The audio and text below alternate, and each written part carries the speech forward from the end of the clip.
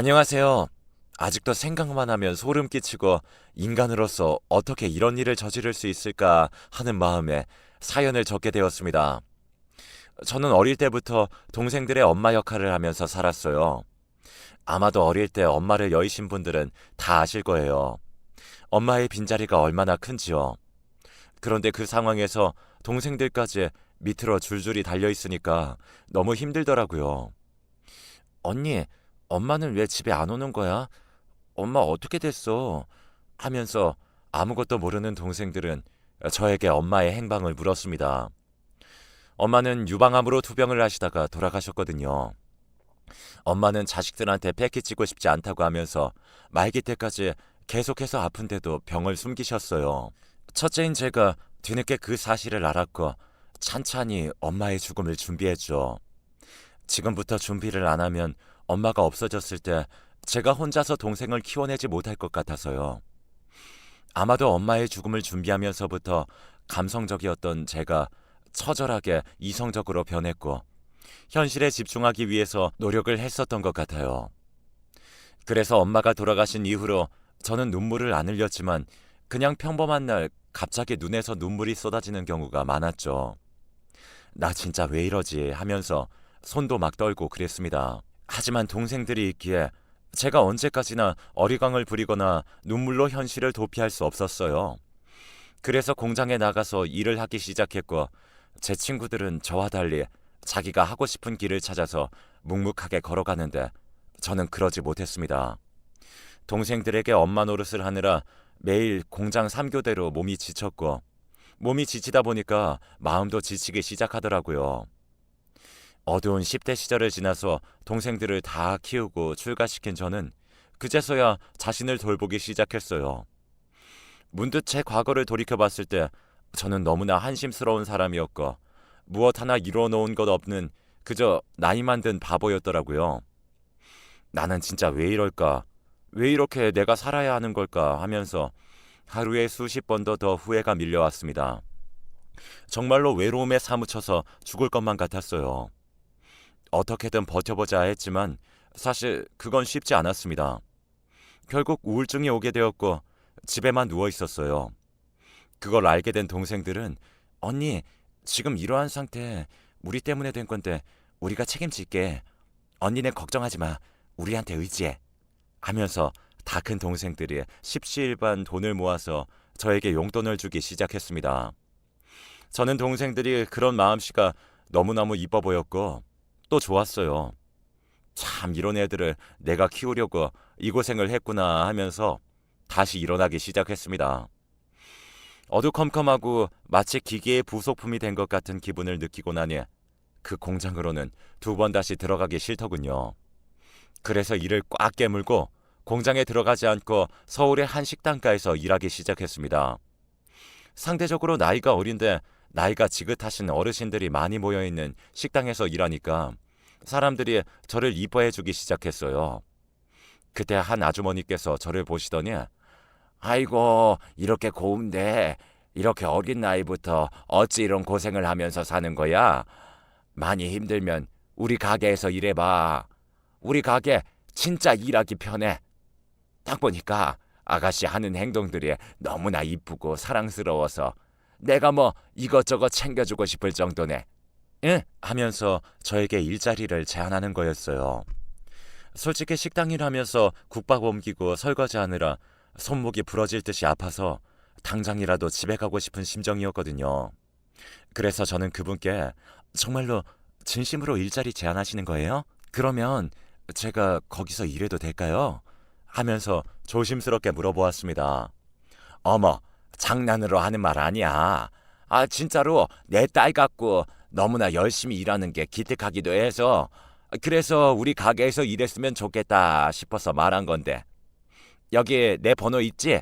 이걸로 연락하고 저 사거리 길 건너서 있는 노란색 간판이 우리 가게야. 오늘 퇴근하고 들려. 어떤 일을 하는지 설명해 줄게. 라고 말을 하더라고요.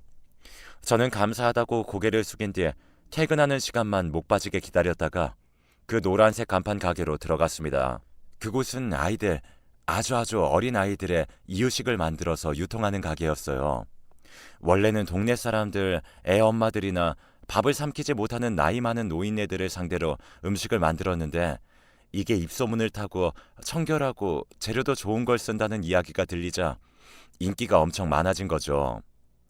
우리가 이런 일을 해요. 아무래도 그 가게에서 국밥 들고 설거지하는 것보다 여기서 청결 감독하고 또 재료들을 배합하고 기계에 넣으면 뭐 힘든 일은 없으니까 그래서 부른 거야. 하면서 말을 하는 겁니다. 저는 여기가 딱 내가 일할 자리다 라고 생각해서 바로 알겠습니다 하고 그곳으로 옮기기로 했어요. 예전 가게 사장님께 사정을 말씀드리고 조금 몸을 덜 움직이는 곳에서 일해야 할 것 같다고 했어요. 알겠다고 흔쾌히 허락을 해주셨고 그 이후 그 가게로 들어가게 된 거죠. 거기서 운명의 짝꿍을 만나게 된 겁니다. 아니, 그때까지만 해도 운명의 짝꿍인 줄 알았죠. 돌이켜보면 절대로 운명의 짝꿍이 아닌데 말이죠. 한참 일을 하고 있는데 가게 문을 활짝 열고 들어오는 아주 장신의 얼굴이 번지르르한 남자가 보이는 겁니다. 순간 놀랐고 저기 누구세요? 라고 하자 그 남자가 되려 그쪽은 누구세요? 라고 하더라고요. 저 여기 일하는 사람인데요? 라고 하니까 그 남자는 여기서 일하시는 분이시구나. 저 여기 사장님 아들입니다. 온라인 유통 맡고 있어서 대부분 재택으로 근무하고 있고요. 못 보던 사람이라서 좀 놀라신 모양인데 집에서 일해도 가끔씩 재고랑 물건 파악 때문에 가게 출근하니까 얼굴 익혀두시는 게 좋을 거예요. 어머, 아들 왔어? 이번에 내가 새로 채용한 직원이야. 둘이 나이도 비슷하니까 낯가리지 말고 사이좋게 지내? 라고 하면서 사장님이 창고에서 나오는 겁니다. 사장님 아들이시구나. 이렇게 잘생기고 키도 큰 사람이 아들로 있으니까 얼마나 든든할까. 또 저런 남자는 누가 데려갈까 하면서 곰곰이 생각에 빠졌습니다. 조금은 울적하기도 했어요. 나도 좋은 부모님 밑에서 자랐다면 지금쯤 저 남자처럼 멋진 남자와 연애하면서 행복하지 않을까 하고요. 그런데 이상하게 그 남자가 일주일에 한 번 온다고 했는데 뭐 계속 출근을 하는 겁니다. 온라인 유통 담당하셔서 대부분 재택근무하신다고 하시지 않으셨어요?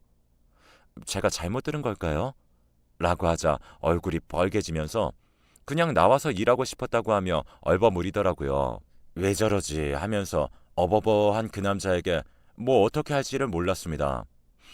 그렇게 조금은 어색한 침묵이 흐르던 그때 갑자기 그 남자가 제 번호를 물어보더라고요. 일 끝나고 할 거 없으시면 맥주 한 잔 먹자고 물어봤어요. 저는 진짜 너무 놀랐지만 놀란 마음을 숨기고 좋다고 알겠다고 하면서 뭘까 생각했습니다.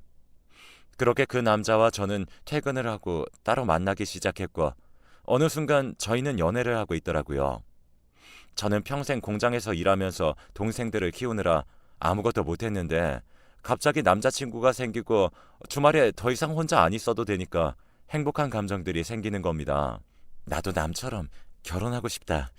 시어머님도 너무나 좋으신 분 같고 이런 분 밑에서 일하면 진짜 행복할 것 같아. 평생 가족이 되고 싶어. 그러니까 남자친구는 말하더라고요. 제가 정말 착하게 자기 엄마 가게에서 일하고 조용조용한 성격이 너무나 마음에 들었다고. 그래서 용기 내고 번호 물어본 거고 원래 집에서 근무해도 되는데 일부러 나온 거라고 하면서요. 감동이었죠. 누군가 나를 좋아해줘서 용기를 내준다는 것 자체가 저에겐 커다란 행운이었고 놓치고 싶지 않은 기회였습니다.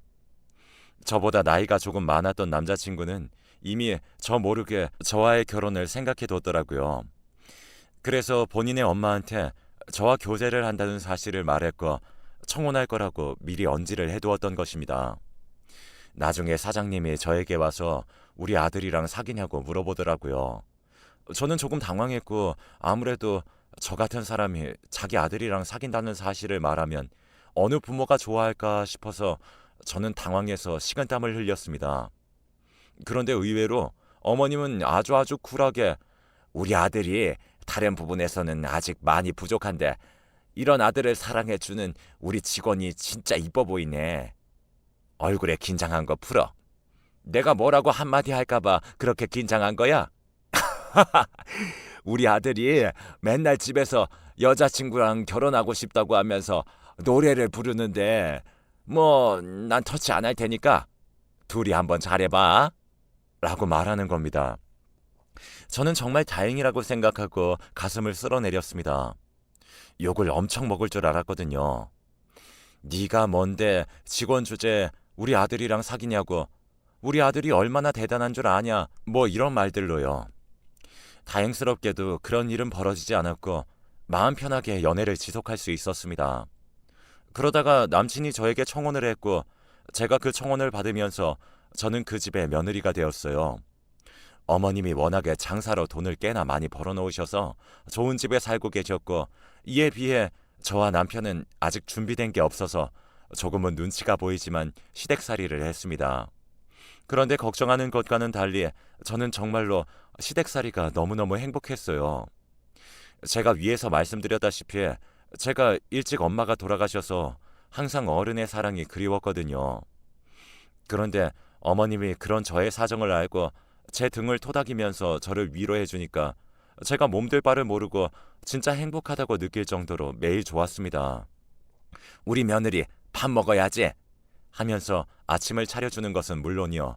제가 겨울에 빙판을 걷다가 넘어졌을 때도 우리 며느리 아프면 안 된다고 항상 조심해야 한다고 하면서 엉덩이에 먼크림까지 발라줄 정도로 가까운 사이가 되었어요.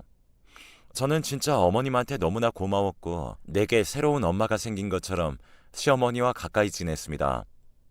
하루 종일 거의 매일 붙어 있는다고 해도 과언이 아니었어요.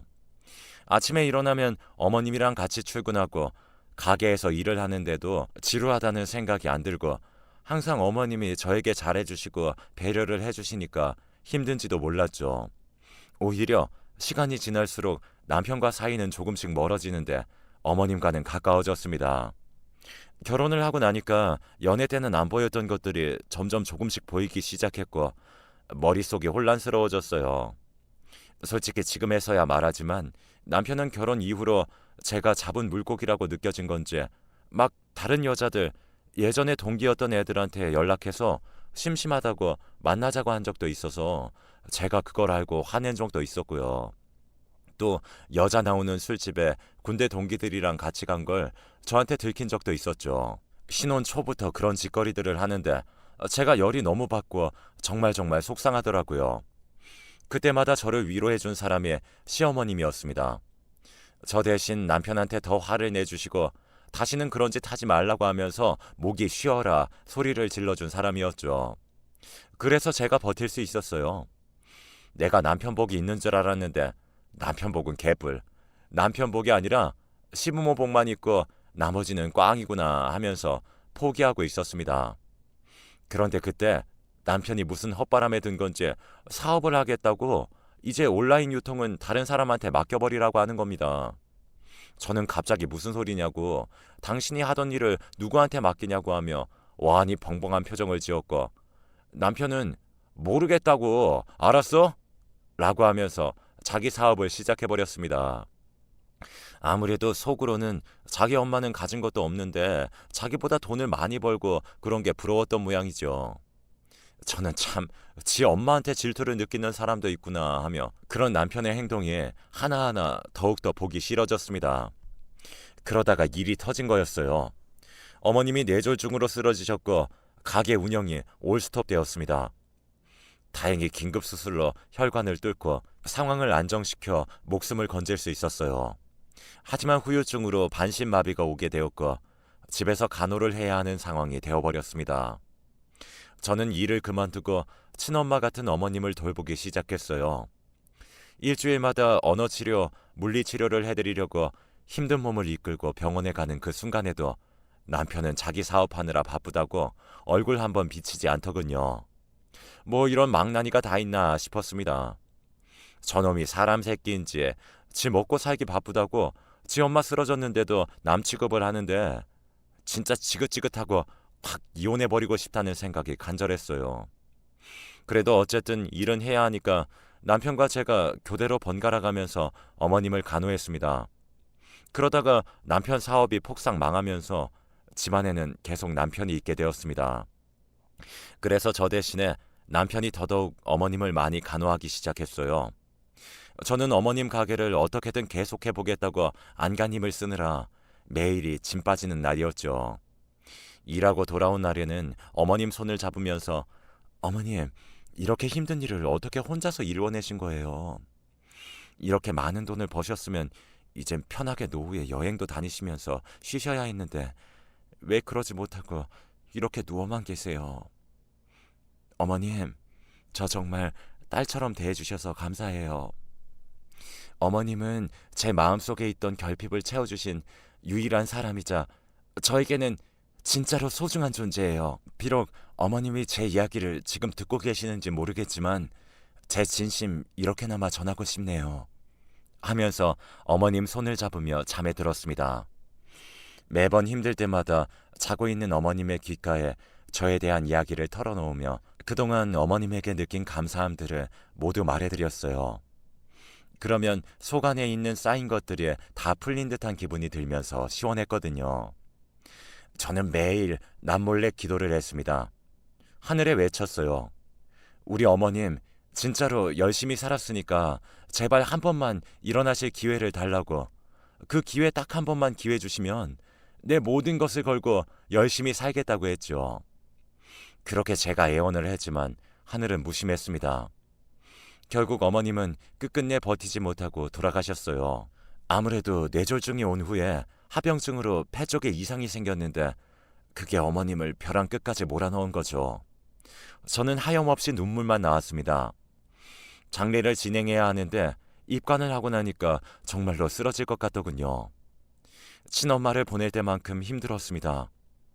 어머님 발인 전에 어머님이 좋아하신 이부자리 이런 것들을 같이 선산에 묻어야겠어서 어머님 집으로 갔습니다.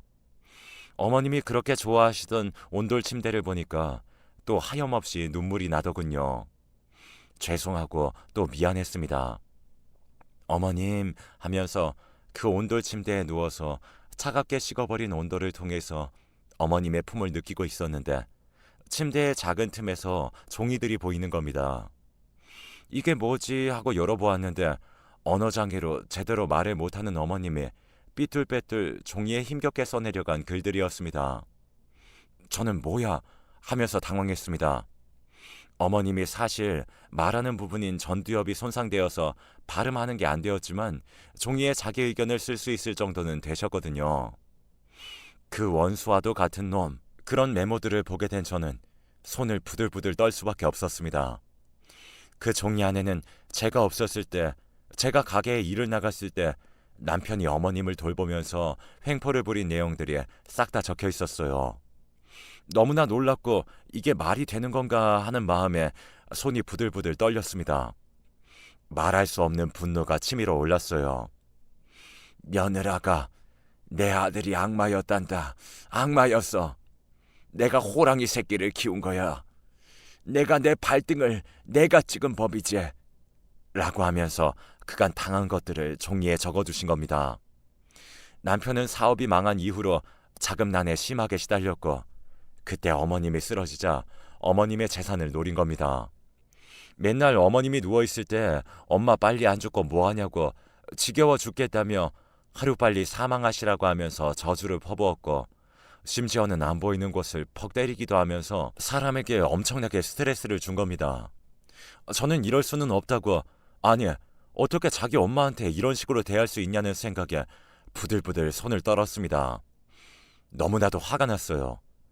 어머님은 자신의 재산이 아들한테 가면 이거 큰일 날 게 뻔하니까 자기 앞으로 되어 있는 가게는 지금 매니저를 맡고 있는 며느리한테 넘기고 아들한테는 절대로 한 푼도 주지 않겠다는 것을 쓴 그 종이를 제 서랍 안에 숨겨두었다고 써놓으신 겁니다. 정말 다행인 게 어머님이 쓰러지셨을 때 제가 어머님 거동이라도 하게 만들겠다고 하면서 물리치료를 엄청 신경 써서 해드리고 글씨도 연습했거든요. 그래서 어머님이 돌아가시기 전에 이런 사실을 모두 폭로하실 수 있으셨던 것입니다.